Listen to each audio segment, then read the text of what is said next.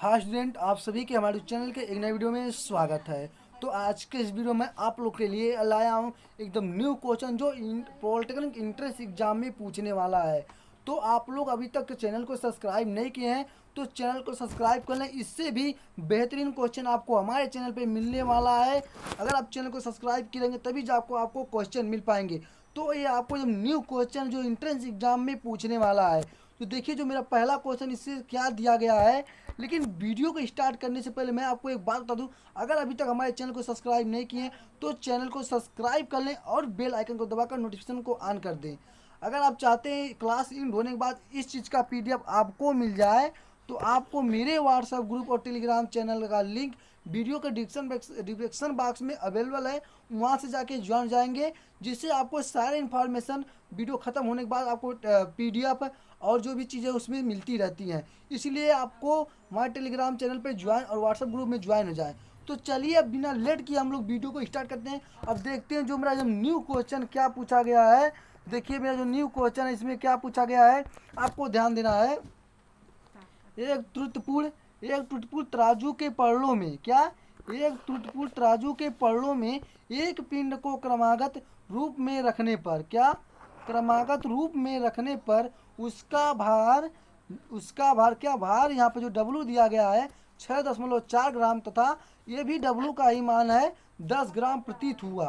पिंड का सही भार आपको बताना है। ये पॉलिटिकल इंट्रेंस एग्जाम 2014 से लेकर 2022 तक पूछा गया क्वेश्चन है।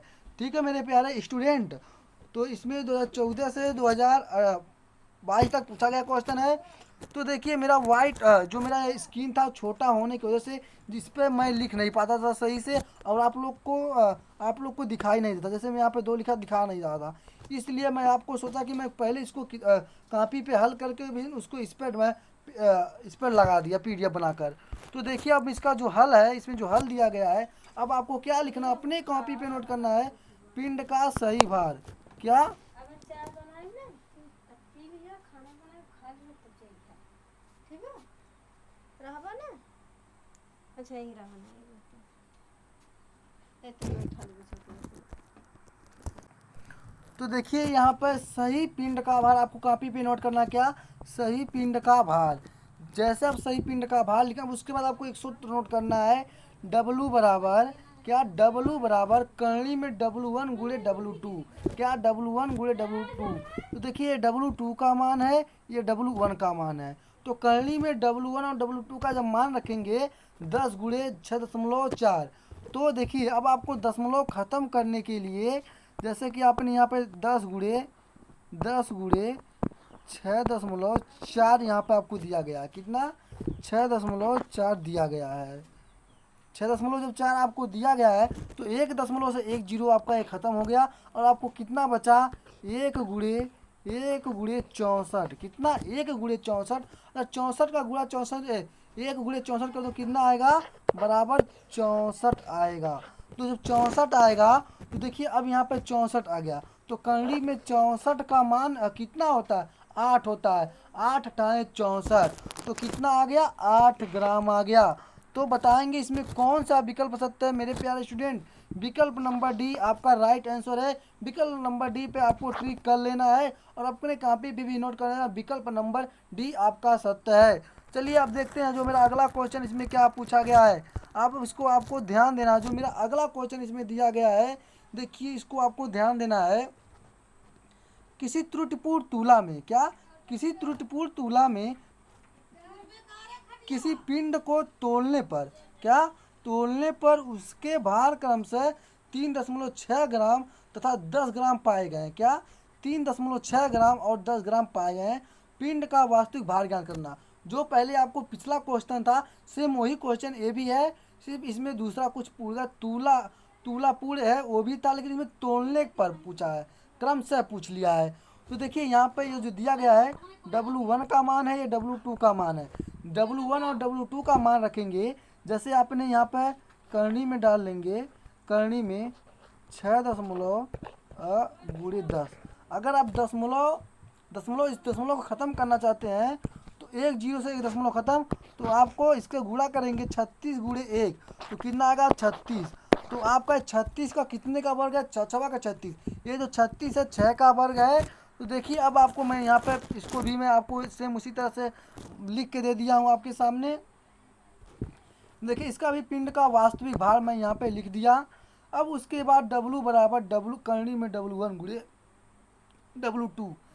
तो W1 गुणे W2 का जब यहाँ पे मैंने गुणा किया इसका 6.3 गुणे ये 10 किया, तो दशमलव से देखिए ये जो दशमलव इसमें दिया गया है, क्या जो ये दशमलव दिया गया है, ये दशमलव से एक जीरो खत्म हो गया, तो करनी में 36 है। देखिए अगर आप किसी भी संख्या का गुणा एक में करते हैं तो संख्या वही आती है, 36 गुणे 36 बराबर 36 गुणे एक, तो 36 होता है। एक गुणे एक तो एक होगा, दो गुणे एक तो दो होगा, इस तरह का होता है। तो कितना हो गया 36, 36 कितने का वर्ग है, 6 का। 36 कितने का वर्ग है, 6 का। तो इसमें कौन सा विकल्प सत्य है, विकल्प नंबर बी आपका राइट आंसर है। 6 ग्राम कितना होगा, 6 ग्राम होगा। आपको 6 ग्राम वाले पे ट्रिक कर लेना है। चलिए अगला क्वेश्चन आपको नोट करते हुए चलना। देखिए मोस्ट इंपॉर्टेंट क्वेश्चन है ये क्वेश्चन को, क्योंकि इस तरह का क्वेश्चन पॉलिटिकल इंट्रेंस एग्जाम में ज़्यादातर के हर साल पूछे जाते हैं। इस क्वेश्चन को आपको ध्यान देना है। तो चलिए देखिए इस क्वेश्चन में क्या दिया गया है। देखिए संलग्न चित्र में क्या, संलग्न चित्र में प्रदर्शित करता है, क्या प्रदर्शित करता है। देखिए आपको यहाँ पे एक संलग्न चित्र दे दिया गया है। ये देखिए यहाँ से P बना दिया गया है, W है और ये डेल्टा है। अब आपको इसमें बताना है एक किस तरह का, किस श्रेणी का उत्तोलक है। देखिए अब आपके सामने यहाँ पर ध्यान देना है। देखिए द्वितीय वर्ग के उत्तोलक में क्या, द्वितीय वर्ग के उत्तोलक में भार W तथा आयस P, क्या आयस P आलम F के एक ही ओर होते हैं क्या। अब आपको जैसे मान लीजिए द्वितीय उत्तोलक में जो भार होता है और आयस P और आलम F एक ही ओर होते हैं, मतलब एक ही तरफ होते हैं। अतः चित्र तृतीय श्रेणी के उत्तोलक को पर जो ये चित्र है मैं आपको बता रहा हूँ, ये तृतीय क्या, यह तृतीय उत्तोलक को प्रदर्शित कर रहा है। क्या तृतीय उत्तोलक को प्रदर्शित कर रहा है। तो आपको कौन सा विकल्प इसमें सत्य है, द्वितीय श्रेणी का उत्तोलक है। एक किस श्रेणी का उत्तोलक है, द्वितीय श्रेणी का उत्तोलक है। विकल्प नंबर बी आपको क्या कर लेना है, सत्य कर लेना है। विकल्प नंबर B will the right answer. मेरे प्यारे स्टूडेंट, अभी तक आप हमारे चैनल को सब्सक्राइब नहीं किए हैं तो सब्सक्राइब कर लीजिए और बेल आइकन को दबाकर नोटिफिकेशन को ऑन कर दीजिए। तो चलिए अब हम लोग अगला क्वेश्चन देखते हैं। जो मेरा अगला क्वेश्चन जो चौथा क्वेश्चन पूछा गया, इसमें क्या पूछा गया है अब आपको ध्यान देना है मेरे प्यारे स्टूडेंट। देखिए एक पंप 100 किलोग्राम, क्या एक पंप है, आपको क्या है, एक पंप है, एक पंप है आपको, एक पंप 100 किलोग्राम पानी 20 मीटर ऊंचाई पर, क्या 20 मीटर ऊंचाई पर बनने एक टैंक में 10 सेकंड में चढ़ाता है। उसी शक्ति है, मान लीजिए जी बराबर 10 मीटर स्क्वायर है, क्या 10 मीटर स्क्वायर है। तो देखिए अब आपको यहाँ पे जो मेरा अगला ये क्वेश्चन है, अब आपको क्या करना है, इसमें ध्यान देना है। देखिए आपको सबसे पहले जो दिया गया है उस मान को लिख लेना है। ये क्या है, किलोग्राम, किसका मान है, यम का मान, क्या है, द्रव्यमान है। यम बराबर 100 किलोग्राम, ठीक है। अब उसके बाद मीटर है, ऊंचाई जो दी गई है 20 मीटर ऊंचाई दिया गया, क्या 20 मीटर ऊंचाई दिया गया है। और इसमें जो टी मतलब समय कितना लग रहा है वो 10 सेकेंड लग रहा है। तो देखिए सबसे पहले आपको यहाँ पे यम दिया गया है, द्रव्यमान है, यच जो दिया गया ऊंचाई है और टी दिया गया है समय है। तो आपको एक सूत्र बताया गया होगा जब आपको क्लास चला कर रहा था। देखिए शक्ति बराबर क्या, P बराबर एम जी एच बटे टी, क्या एम जी एच बटे टी होता है, कितना एम जी एच बटे टी होता है। तो देखिए जब इसमें यम का मान 100, यम के जगह पे कितना रखेंगे, 100 रखेंगे। और जी का मान क्या दिया है, जी का मान आपको यहाँ पे 10 मान लेना। देखिए आपको यहाँ पे जो जी का मान दिया गया है इसमें आपको 10 दिया गया है, ये 10। तो आपको यहाँ पे तो जी का मान कितना दिया है, जी का मान 10 दे दिया गया है और एच का मान 20 और टी कितना 10 सेकेंड लग रहा है। तो टोटल तो आपका यहाँ से इतना लिख लिए। जब आप इतना लिख लिए हैं तो देखिए अब इससे ये 10 से 10 कट गया तो आपको कितना यहाँ पे बच रहा है, आपको कितना यहाँ पे बच रहा है, आपको यहाँ पे 2000 बच रहा है। 2000 वाट बच रहा है। कितना? 2000 वाट। अगर इसको किलो वाट में कन्वर्ट करते हैं तो आप अगर इससे 2000 में, क्या 2000 में अगर आप इसे किलो वाट में कन्वर्ट करेंगे तो 2000 बट्टे 1000, तो 3 जीरो से 3 जीरो आपका ख़त्म हो जाएगा। अब बचेगा 2, तो कितना आंसर? 2 किलो वाट होगा। तो विकल्प नंबर कौन सा सत्य है? विकल्प number A will be the right answer. विकल्प नंबर ए क्या है? सत्य है। तो चलिए मेरे प्यारे स्टूडेंट, अगला क्वेश्चन हम लोग देखते हैं। एक घोड़ा 20 न्यूटन के बल द्वारा किसी गाड़ी को, क्या एक घोड़ा 20 न्यूटन के बल द्वारा किसी गाड़ी को 5 मीटर तक खींचता है। क्या? 5 मीटर तक खींचता है। घोड़े द्वारा किया गया कार्य होगा। आपको बताना है घोड़े के द्वारा जो किया गया कार्य, उसको बताना है। तो मेरे प्यारे स्टूडेंट, कौन सा इसमें विकल्प सत्य आपको बताना है। इसमें आपको 4 विकल्प दिए गए होंगे। जो पहला विकल्प है वो क्या है? 5 जूल। क्या? 5 जूल है। और जो दूसरा विकल्प है इसमें दिया गया है 5/20 जूल। और तीसरा जो विकल्प दिया गया 5/20/5 जूल, या इनमें से कोई नहीं। तो अब आपको बताना है कौन सा विकल्प इसमें सत्य होगा। तो चलिए इसको मैं भी आपको हल कर देता हूँ और आपको समझा देता हूँ। देखिए यहाँ पे जो इसका बल दिया गया 20 न्यूटन दिया गया, और जो विस्थापन दिया गया 5 मीटर दिया गया है। तो आपको एक सूत्र तो पता होगा, आप कक्षा 11th में पढ़े होंगे, कार्य बराबर बल गुणे विस्थापन। क्या? कार्य बराबर बल गुणे विस्थापन। तो आपको यहाँ पे बल कितना? 20 है और विस्थापन कितना है? 5 है।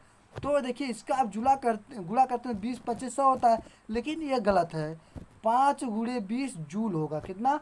5 गुणे, अगर आपको यहाँ पे 100 दिया होता तो आपका 100 होता। कितना? अगर आपको यहाँ पे 100 दिया होता तो 100 होता, लेकिन इसमें 100 नहीं दिया है, सिर्फ 20 × 5 दे दिया है। तो विकल्प नंबर कौन सा है? विकल्प नंबर C will be the right answer. तो मेरे प्यारे स्टूडेंट, आप लोग वीडियो को लाइक शेयर करते रहिए। शेयर और लाइक का सिलसिला मत रोकिएगा। चलिए हम अगला क्वेश्चन देखते हैं। जो मेरा अगला क्वेश्चन है इसमें क्या किया गया? 6वां क्वेश्चन जो मेरा पूछा गया, इसमें क्या पूछा गया? देखिए एक जल पंप, क्या? एक जल पंप जो पेट्रोल से चलता है। क्या? जो पेट्रोल से चलता है 30 मीटर गहराई में। क्या? 30 मीटर गहराई में 0.5 मीटर क्यूब प्रति मिनट की दर से जल निकलता है। क्या? प्रति मीटर से जल निकलता है। यदि पंप की क्षमता 70% हो तो इंजन द्वारा उत्पन्न शक्ति होगी। क्या इसमें पूछा है? इंजन द्वारा उत्पन्न शक्ति पूछा है। तो आपको अब शक्ति वाला सेम। तो देखिए अब आपको पहले लिखना है, क्या लिखना है इसमें? आपको लिखना है, ये आपका जो है इसको आपको ध्यान देना है। ये जो आपका है ये गलत है, इतना आपको नहीं है, यहाँ से इसको आपको कट कर लेना है। ठीक है, आपको इसमें ध्यान देना है। क्या करना है? इसको यहाँ से आपको कट कर लेना है। अब आपको यहाँ से इसको ध्यान देना है। देखिए आपको जल का घनत्व, क्या जल का जो घनत्व है, क्या जल का घनत्व 10⁵ किलोग्राम मीटर स्क्वायर है। क्या? मीटर स्क्वायर है। और द्रव्यमान यम बराबर द्रव्यमान कितना है? 0.5 × 10⁻³ है। तो आप सार्थक P बराबर लिखेंगे। जब सार्थक P बराबर लिखेंगे mgh/t, क्या? mgh/t। तो अब आपको इसी में अपना मान सब रख लेना है। जो भी मान है इसमें जैसे आप रखते हैं, जब इसको कन्वर्ट करेंगे, इसका बटे है, इसको ध्यान देना है, ये बटे में है।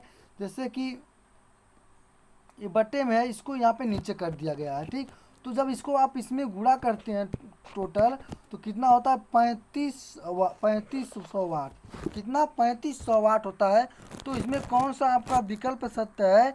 विकल्प नंबर आपको A will be the right answer. विकल्प नंबर ए आपका सत्य होगा। तो विकल्प नंबर ए पे ट्रिक कर लेना है। तो देखिए जो मेरा यहाँ पर 7वां क्वेश्चन पूछा गया है, इस 7वां क्वेश्चन क्या पूछा गया है, इसको आपको ध्यान देना है। देखिए एक इंजन की सामर्थ्य 30 किलोवाट, क्या? एक इंजन है जो सामर्थ्य 30 किलोवाट है।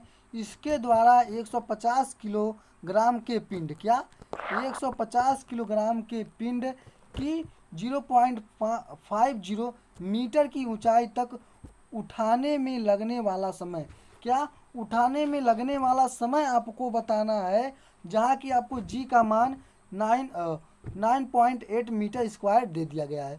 जो देखिए जी का मान जो गुरुत्वाकर्षण इसका दे दिया गया है। अब आपको यहाँ पे क्या करना है, देखिए अब आपको यहाँ पे नोट करना है, क्या अब आपको यहाँ पे नोट करते हुए चलना है। यहाँ पे 30 किलोवाट जो दिया है, ठीक, इसको मान लें 30 किलोवाट गुणे 1000 तो कितना वाट होता है। तो यम का मान कितना दिया है, यम का मान आपको 150 किलोग्राम दिया है और ऊंचाई 50 मीटर दिया गया है। तो सार्थक P बराबर यम जी बचे टी, क्या यम जी बटे टी हो गया मीटर, क्या टी सॉरी टी है टी हो गया। तो टी बराबर क्या लिखेंगे, टी बराबर आप लिखेंगे यम जी बटे पी।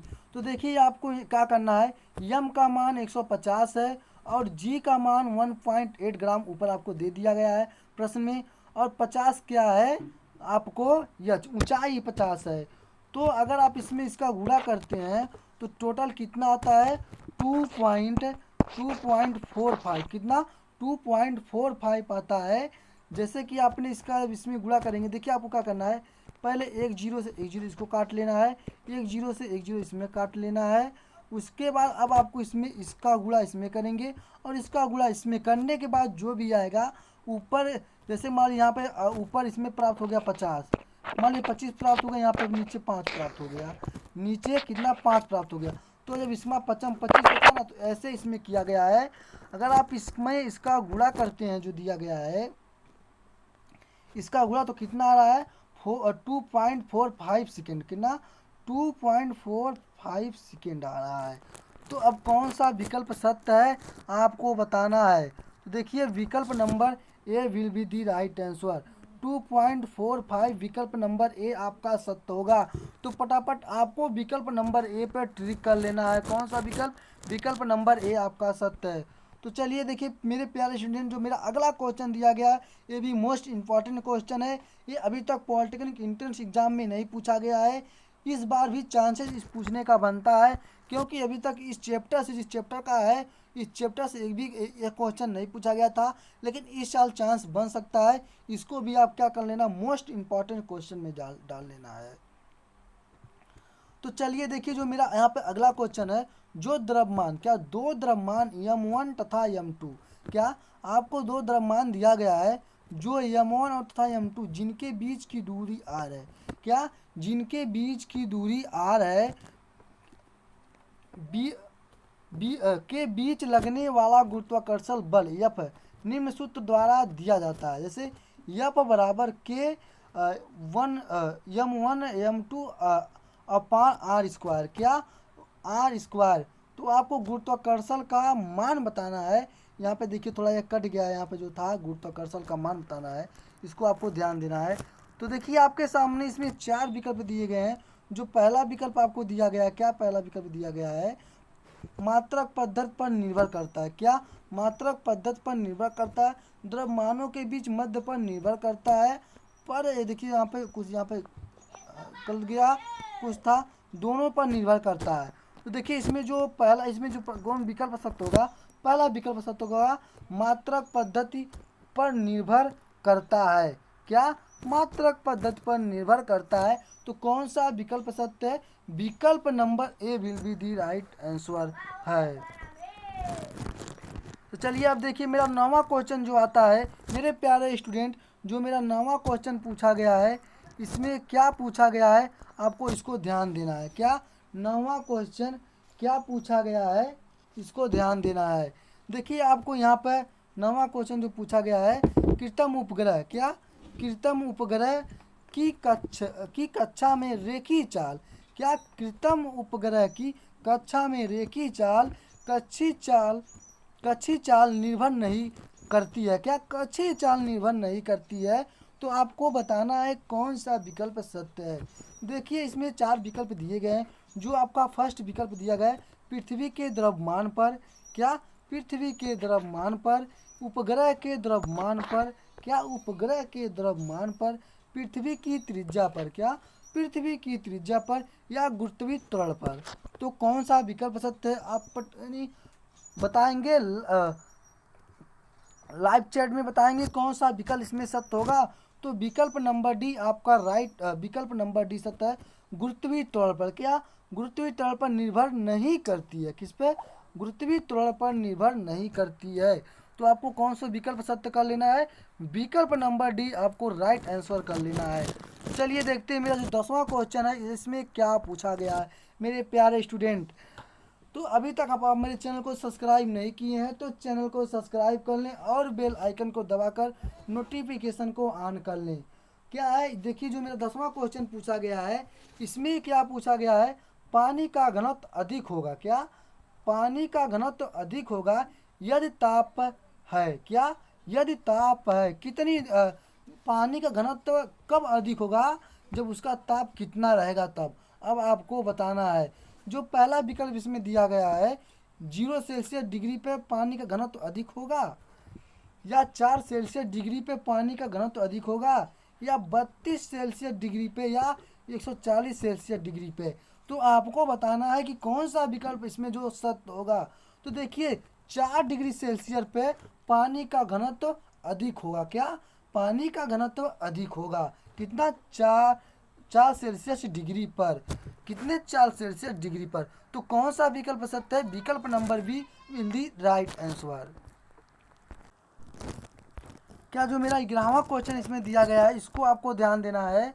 ये देखिए आपको पॉलिटेक्निक 2005-2006 में पूछा गया क्वेश्चन है, 2005-2006 में दोनों पूछा गया क्वेश्चन है। अब देखिए इसमें जो दिया गया है, क्या दिया गया है, किसी पिंड का वायु में भार, क्या किसी पिंड में वायु का भार 320 ग्राम भार तथा जल में 280 ग्राम भार है।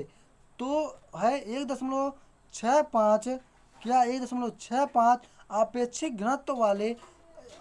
घनत्व वाले द्रव में पूर्णतः डुबाने पर उसके भार में कमी जाएगी, मतलब भार में कमी आएगी, क्या कमी आएगी, क्या पूछा इसमें, कमी आएगी। तो क्या पूछा है, कमी कितनी आएगी। तो देखिए इसमें आपको जो विकल्प दिया गया, पहला विकल्प आपका है 66 ग्राम, क्या 66 ग्राम पहला विकल्प दिया गया है। दूसरा विकल्प 77 ग्राम भार, जो तीसरा दिया गया 36 ग्राम भार, और जो डी दिया गया है 12 ग्राम भार।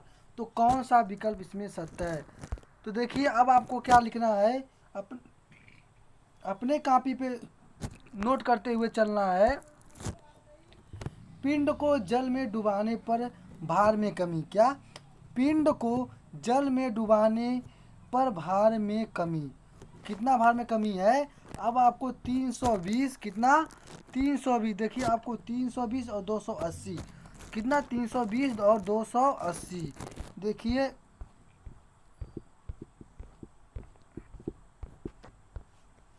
कितना है 320 और 280। तो इसमें अगर 320 में 280 घटाते हैं कितना आता है, 40 ग्राम भार आएगा, कितना 40 ग्राम भार आएगा। अब आपको लिखना आपेक्षिक घनत्व, क्या आपेक्षिक घनत्व लिखना है। जब आपेक्षिक घनत्व लिखेंगे आप, क्या आपेक्षिक घनत्व जब लिखेंगे, क्या आपेक्षिक घनत्व लिखेंगे तो द्रव में भार में कमी, क्या बटे जल में भार में कमी, द्रव को डुबाने पर पिंड का भार में कमी, कितना पिंड के भार में कमी। तो अब आपको यह कितना आता है अब आपको बताना है। ये क्या, तो यहाँ पर जब लिखेंगे 1.6 5 गुणे 40, तो कितना आएगा, अब इसका इसमें मल्टीप्लाई करेंगे तो आप कितना आ रहा है, तो 66 ग्राम भार आ रहा है, कितना 66 ग्राम भार आ रहा है। तो आप कैसे करेंगे 66 ग्राम भार, देखिए इसमें 1 से 1 जीरो यहाँ पे ख़त्म हो गया, क्या 1 से 1 जीरो ख़त्म हो गया है। जब आप इसका इसमें गुणा करते हैं तो कितना आ रहा है, 660 आ रहा है। लेकिन 660 आ रहा है तो आप इसमें जीरो नहीं लेंगे, क्यों जीरो नहीं, अगर इसमें दिया रहता 660, अगर आपके उत्तर में दिया रहता 660 तो आप 660 ले सकते, लेकिन आपको जीरो छोड़ लेना है। कितना आ रहा है 6 या इसमें दिया होता कि इनमें से कोई नहीं तब माना जाता, लेकिन आपको कितना, विकल्प नंबर ए आपका सत्य है। कौन सा? 66 ग्राम आपको राइट आंसर कर लेना। कितने पर? 66 ग्राम पर। तो चलिए मेरे प्यारे स्टूडेंट, अगला क्वेश्चन हम लोग देखते हैं। जो मेरा अगला क्वेश्चन कौन सा 12वां नंबर जो मेरा क्वेश्चन है, कौन सा 12वां क्वेश्चन जो मेरा दिया गया है, देखिए इसमें क्या पूछा गया है। घड़ी में घंटे वाली सुई का आवर्तकाल होता है क्या? जो घड़ी होती है उसके घंटे वाली सुई का आवर्तकाल होता है कितने होता है? 11 मिनट का होता है, या 60 मिनट का होता है, या 60 सेकेंड का होता है, या 12 घंटे का होता है? मतलब कितने होता है? क्या है जो घड़ी में घंटे वाली सुई का आवर्तकाल होता है, मतलब आवर्तकाल कितना होता है? तो आपको क्या 11 मिनट होता है, 60 मिनट होता है, या 60 सेकेंड, या 12 घंटा होता है? तो आपको बताना है कौन सा विकल्प होता है। 12 घंटा होता है। विकल्प नंबर डी आपका राइट आंसर है। मेरे प्यारे साथियों, विकल्प नंबर डी को आपको ट्रिक कर लेना है। तो चलिए हम अगला क्वेश्चन देखते हैं। अब जो मेरा अगला क्वेश्चन क्या है, 13वां क्वेश्चन जो मेरा दिया गया है, कौन सा 13 नंबर क्वेश्चन दिया गया है।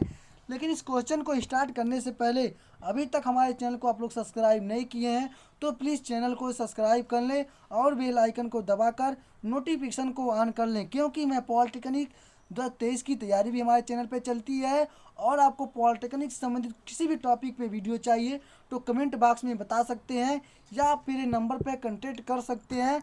आपको कोई भी जानकारी चाहिए तो आपको फ्री कास्ट आपको पेमेंट नहीं लिया जाएगा, जो कि मेरा नंबर है 630662644452। इस नंबर पे आप कॉल कर सकते हैं, व्हाट्सएप के जरिए पूछ सकते हैं। लेकिन आप चाहते हैं क्लास ख़त्म होने के बाद इसका पीडीएफ आपको मिल जाए तो आपको मेरे टेलीग्राम चैनल पे इसका पीडीएफ और व्हाट्सएप ग्रुप में मिल जाएगा, जिसका लिंक वीडियो के डिस्क्रिप्शन बॉक्स में अवेलेबल है, वहाँ से जाके ज्वाइन जाएंगे। तो चलिए हम लोग देखते हैं जो मेरा 13वां क्वेश्चन है। 13वां क्वेश्चन क्या पूछा गया है, देखिए इसमें है सरल लोलक। क्या सरल लोलक में जब विस्थापन आयाम, क्या जब विस्थापन आयाम के बराबर हो तो गतिज ऊर्जा होती है। क्या गतिज ऊर्जा क्या होती है आपको बताना है। देखिए पॉलिटेक्निक 2009 में पूछा गया क्वेश्चन है, तो आप बताएंगे उच्चतम होगा, क्या उच्चतम होगा, या शून्य होगा, या अपरिवर्तित रहेगी, या इनमें से कोई नहीं। कौन सा इसमें विकल्प सत्य है आपको बताना है। तो विकल्प नंबर बी आपका राइट आंसर क्या रहेगा। सरल लोलक में जब विस्थापन आयाम के बराबर हो तो गतिज ऊर्जा शून्य होगी। क्या शून्य होती है। कितना शून्य होती है। तो विकल्प नंबर बी आपका क्या है, राइट आंसर है। तो विकल्प नंबर सी पे आपको कर लेना मेरे प्यारे स्टूडेंट। विकल्प नंबर सी आपको क्या करना है, सत्य कर लेना है। तो चलिए मेरा देखिए अगला क्वेश्चन क्या है, जो 2010 और 2007 में पूछा गया क्वेश्चन है। इसको भी आप मोस्ट इम्पॉर्टेंट डाल लेना। अगर आप इसको नोट नहीं कर पाते हैं तो आपको मैं इसका पीडीएफ अपने व्हाट्सएप ग्रुप और टेलीग्राम चैनल में दे दूंगा, जिसका लिंक वीडियो के डिस्क्रिप्शन बॉक्स में अवेलेबल है, वहाँ से जाके ज्वाइन हो जाएंगे। तो चलिए देखिए इसमें क्या मेरा 14वां क्वेश्चन पूछा गया है। अनुप्रस्थ तरंगे उत्पन्न की जा सकती हैं। क्या है, अनुप्रस्थ तरंगे उत्पन्न की जा सकती हैं।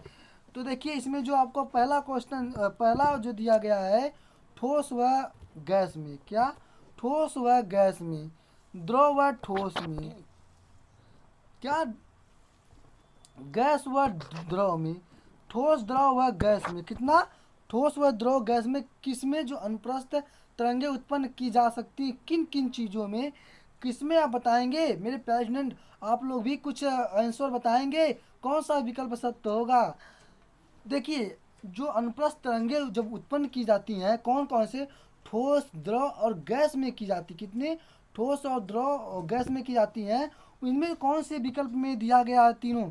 देखिए पहला विकल्प दो ठोस व गैस, ये भी नहीं है। क्या ये भी नहीं दिया गया है, ये भी नहीं दिया गया है। और जो यहाँ पे दिया गया ठोस व द्रव में, ये भी नहीं है।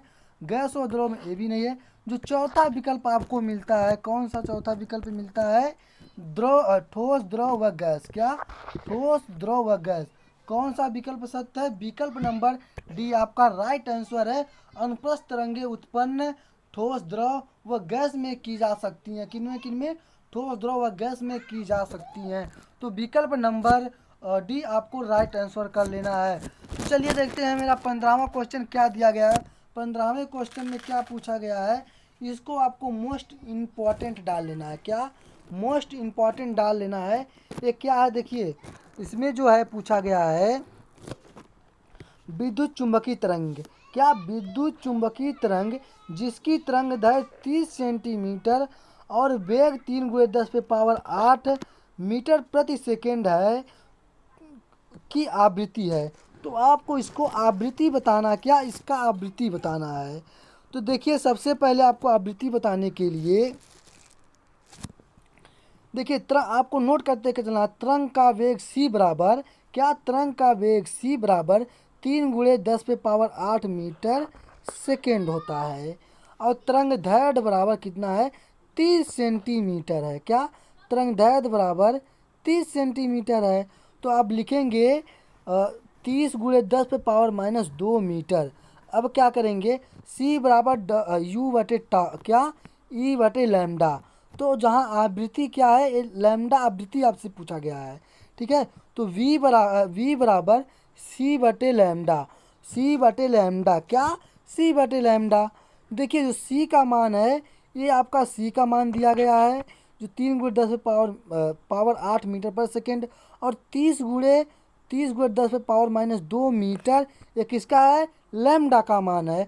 तो देखिए आप जब 3 × 10⁸ मीटर सेकेंड करेंगे और बट्टे में 30 × 10⁻² करेंगे। देखिए अब कहेंगे कैसे इसको करना। देखिए आपको यहाँ पे ध्यान देना है, यहाँ पे एक जीरो है, ठीक, यहाँ पे पावर 2 घाटे हैं। तो जब इसमें से एक जीरो काटेंगे और इसमें पावर कितना बचेगा? 1 बचेगा। पावर को कितना बचेगा? 1 बचेगा। अब जब ये 3 से 3 भी कैंसिल हो गया, जो ये 3 है, ये 3 से 3 कैंसिल हो गया। अब जो बचा है, अब इस 10 को ऊपर ले जाएंगे तो जो घाते हैं जुड़ जाएंगी। तो 10 जब यहाँ पे एक घात जाएगा तो 10 पे पावर 9 हर्ट्ज। क्या? 10 पे पावर 9 हर्ट्ज होगा। तो कौन सा विकल्प आपका इसमें से सत्य है? तो आपको बताना है कि कौन सा विकल्प आपका सत्य है, बताएंगे कौन सा विकल्प सत्य होगा। विकल्प नंबर डी आपका राइट आंसर है। क्या? इनमें से कोई नहीं। क्या? इनमें से कोई नहीं, आपको सत्य कर देना है। विकल्प number D will be right answer. विकल्प नंबर डी क्या होगा? सत्य होगा। तो चलिए अब हम लोग 16वां क्वेश्चन देखते हैं कि मेरा 16वां क्वेश्चन क्या पूछा गया है। 16वां क्वेश्चन क्या पूछा गया, इसमें ध्यान देना है। यदि किसी, क्या है, यदि किसी तरंग का आयाम 2 गुना कर दिया जाए, क्या 2 गुना कर दिया जाए तो उसकी तीव्रता लाउडेशन हो जाती है। क्या? लाउडेशन हो जाती है। क्या होगी? 2 गुना होगी, 3 गुना होगी, 4 गुना होगी या अपरिवर्तित रहेगी। कौन सा विकल्प सत्य है? क्या होती है? 4 गुना होती है। विकल्प नंबर सी सत्य होगा। क्या होगी? यदि किसी तरंग का आयाम 2 गुना कर दिया जाए तो उसकी तीव्रता लाउडेशन 4 गुना हो जाए। कितना? 4 गुना हो जाएगी। विकल्प नंबर सी सत्य होगा। तो चलिए अब देखें जो मेरा 17वां क्वेश्चन पूछा गया है। 17वां क्वेश्चन क्या पूछा गया है, इसमें आपको ध्यान देना है। देखिए ध्वनि की तीव्रता को क्या मापते हैं? ध्वनि की तीव्रता को किस चीज़ से मापते हैं? क्या आपको बताना है। ध्वनि की तीव्रता किससे नापते हैं? देखिए हर्ट्ज से नापते हैं या डेसिबल से नापते हैं। डेसिबल को बी से प्रदर्शित करते हैं। क्या? बी से प्रदर्शित करते हैं। डेसिबल को सेकंड से नापते हैं, टी को सेकंड से प्रदर्शित करते हैं और एम को मीटर से। तो क्या आपका मीटर होगा। मतलब ध्वनि की तीव्रता आप किस से नापते हैं, बताएंगे। डेसिबल। क्या? डेसिबल से मापते हैं। किससे? डेसिबल से, जिसका शॉर्टकट में डीबी बोलेंगे। क्या? डीबी। विकल्प नंबर बी आपका सत्य होगा। किससे? ध्वनि की तीव्रता डेसिबल से नापते हैं। विकल्प नंबर बी राइट आंसर। तो चलिए अब मेरा यहाँ पे जो 18वां क्वेश्चन आता है इसमें देखिए क्या पूछा गया है 18वें क्वेश्चन में। तो देखिए 18वां क्वेश्चन जो यहाँ पे दिया गया है, आदर्श गैस की आंतरिक ऊर्जा निर्भर करती है। क्या? आदर्श गैस की आंतरिक ऊर्जा निर्भर करती है, मतलब किस चीज़ पर निर्भर करती है आपको बताना है। ये देखिए पॉलिटिकल 2007 में पूछा गया क्वेश्चन है। देखिए अब इसमें जो आ रहा है, केवल दाब पर, केवल दाब आयतन पर, केवल ताप पर, दाब तथा ताप दोनों पर। क्या? दाब और ताप दोनों पर बताना है। किस पर करती है? कौन सा 18वां क्वेश्चन किस पर आपको करती है, आपको बताना है किस पर करती है। देखिए आदर्श गैस की आंतरिक ऊर्जा केवल ताप पर निर्भर करती है। किस पर? केवल ताप पर। क्या? केवल ताप पर निर्भर करती है। आपको नोट कर लेना है विकल्प में, विकल्प नंबर सी आपका क्या होगा? सत्य होगा। आदर्श गैस की आंतरिक ऊर्जा केवल ताप पर निर्भर करती है। राइट आंसर केवल ताप है। तो चलिए हम लोग देखते हैं जो मेरा 19वां क्वेश्चन क्या पूछा गया है।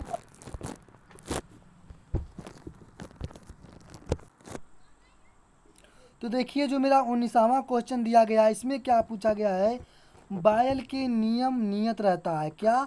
बायल का जो नियम है नियत रहता है। बायल के नियम में नियत रहता है। क्या नियत रहता है? यह पॉलिटेक्निक 2011 में पूछा गया क्वेश्चन है। देखिए पी वी नियत रहता है, या टी वी नियत रहता है, या टी बटे वी बटे टी नियत रहता है, या पी बटे टी नियत रहता है। मतलब क्या नियत रहता है? बायल के नियम में कौन सा नियत रहता है आपको बताना है। कौन सा नियत रहता है? बायल के नियम में पी वी नियत रहता है। क्या? पी वी नियत रहता है। विकल्प नंबर ए राइट आंसर। क्या नियत रहता है? पी वी नियत रहता है। विकल्प नंबर ए को आपको राइट कर लेना है। चलिए अब जो मेरा 20वां क्वेश्चन है, 20वां क्वेश्चन में क्या पूछा गया है इसको आपको ध्यान देना है। देखिए 20वां क्वेश्चन में ये पूछा गया है, खाना बनाने वाली, क्या? खाना बनाने वाली गैस के सिलेंडर, क्या? गैस के सिलेंडर एक टैंक में, क्या? एक टैंक में रखे हुए हैं। क्या? एक टैंक में रखे हुए हैं जो एक समान चाल से गति है। क्या? जो एक समान चाल से गतिमान है। क्या? चाल से गतिमान है। सिलेंडर के अंदर उपस्थित गैस अणु का ताप आपको बताना है। क्या ताप बताना है? जैसे कि आपको दे दिया गया है, मान लीजिए कि जो खाना पकाने वाला आपके घर में जो सिलेंडर होता है उस सिलेंडर को एक टैंक में रख दिया गया है, रखे हुए हैं जो एक क्या है, जो एक समान चाल से गतिमान है, मतलब एक समान से गैस निकल रहा है। तो सिलेंडर के अंदर उपस्थित गैस के अणु का तापमान, मतलब तापमान क्या है, जब मतलब मान जो गैस निकल रहा है वह किस तापमान से, मतलब किस प्रेशर से निकल रहा है आपको बताना है। क्या? सिलेंडर के अंदर उपस्थित गैस को अणु का तापमान बताना है कि उसका तापमान क्या है, बढ़ेगा, घटेगा या नियत रहेगा। कुछ अणुओं के घटेगा तथा अन्य का। अब आपको बताना है इसमें, देखिए आपको अगर क्वेश्चन पढ़ने में समझ में आ गया होगा तो आप खुद से, क्या? खुद से आंसर बता सकते हैं। तो आप लोग बताएंगे कौन सा इसमें विकल्प सत्य होगा। क्या? कौन सा विकल्प सत्य होगा? चलिए मैं आपको बताता हूँ इसमें कौन सा विकल्प सत्य है। मैं एक बार क्वेश्चन को फिर और रिपीट कर रहा हूँ, आपको ध्यान देना है। अगर आपको क्वेश्चन को ध्यान देते हैं तो आपको खुद ही समझ में आएगा कौन सा विकल्प सत्य होगा। देखिए खाना बनाने वाली गैस के सिलेंडर एक टैंक में रखे हुए हैं जो एक समान चाल से गतिमान है। सिलेंडर के अंदर उपस्थित गैस के अणुओं का तापमान क्या रहेगा? नियत रहेगा। क्या रहेगा? नियत रहेगा। क्या रहेगा? नियत रहेगा। तो विकल्प नंबर कौन सा सत्य है? विकल्प नंबर सी आपका राइट आंसर है। क्या होगा? नियत रहेगा। तो मेरे प्यारे स्टूडेंट कौन सा विकल्प सत्य है? नियत। तो इसी के साथ जो मेरा क्वेश्चन समाप्त होता हुआ। तो आपको ये टॉप 20 क्वेश्चन दिए गए थे जो ये बहुत ही महत्वपूर्ण था, और आपको मैं इसी तरह का डेली न्यू क्वेश्चन लेके आता हूँ। और आपको अभी तक मेरे चैनल को सब्सक्राइब नहीं किए हैं तो चैनल को सब्सक्राइब कर लें। अगर आप चैनल को सब्सक्राइब किए रहेंगे तभी जा आपको वीडियोज मिल पाएंगे। अगर भी किसी भी टॉपिक पे वीडियो चाहिए तो मैं आपको दे दूंगा। आपको कुछ भी टॉपिक पे चाहिए। और मैं एक डाउट ज़्यादा ज़्यादा क्लियर कर देता हूँ। बहुत से स्टूडेंट ने कमेंट किया कि सर मेरा पेपर कब से होगा और मेरा एडमिट कार्ड कब से डाउनलोड होगा। देखिए जो आपका पेपर है वो 26 से होगा। क्या 26 से, 26/7 से होगा, 26 जुलाई से होगा। और जो आपका एडमिट कार्ड है 16 जुलाई से डाउनलोड होना स्टार्ट होगा। और एडमिट कार्ड को कैसे डाउनलोड करना है मैं आपको खुद से नहीं करना और किसी साइबर कैफ़े पे नहीं जाना है। सिर्फ आपको मेरा एक वीडियो देखना है। जैसे एडमिट कार्ड आता है लिंक, मैं आपको बताऊंगा कि कैसे आपको अपना जो है एडमिट कार्ड डाउनलोड करना है।